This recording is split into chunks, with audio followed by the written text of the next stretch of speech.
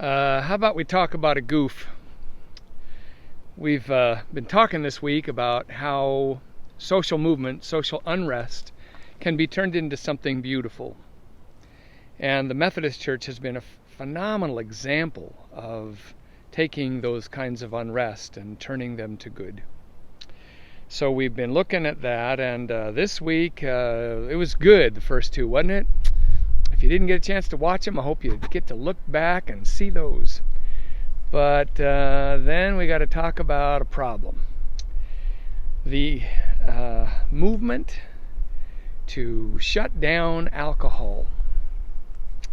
Abstinence was largely driven by Methodists, and I'm a little embarrassed, but I want to talk about why.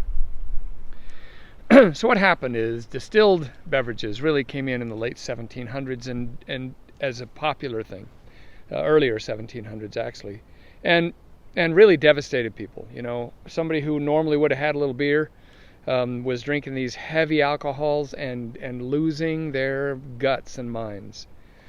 What that produced was a rise in alcoholism and therefore a rise in all its connected issues.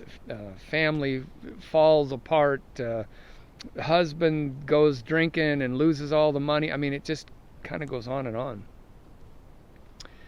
So the Methodist Church said, oh, this is terrible. Look at what's happening to families. Note that. Because of alcohol. Note that.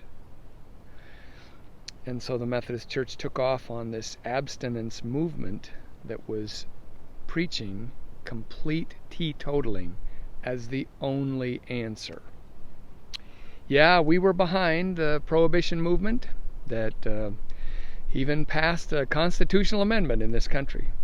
However, note, that was undone because I think lots of people saw how wrong it was to associate all things alcohol with anything that might be alcohol, or associate alcohol as the only source of all those other societal difficulties.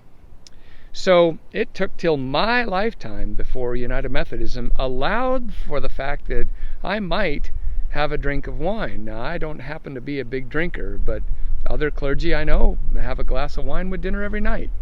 But it took a generation or two after Prohibition was undone before the Methodist General Conference allowed for even that. What happened? The movement grew without enough critical analysis of where the problem was. And things were lumped in that were not needing the attention that other things were. Now, Methodism also had a big impact on the early Alcoholics Anonymous movement, which I'm very, very happy about. But it's a reminder, we need to be engaging our minds even when we are deeply offended. Kind of the opposite of the right-wing extremist news, and even now some of the left-wing extremist news where you just get disgusted and you don't think. The mind still has to be engaged. Has to be, because you are loved first.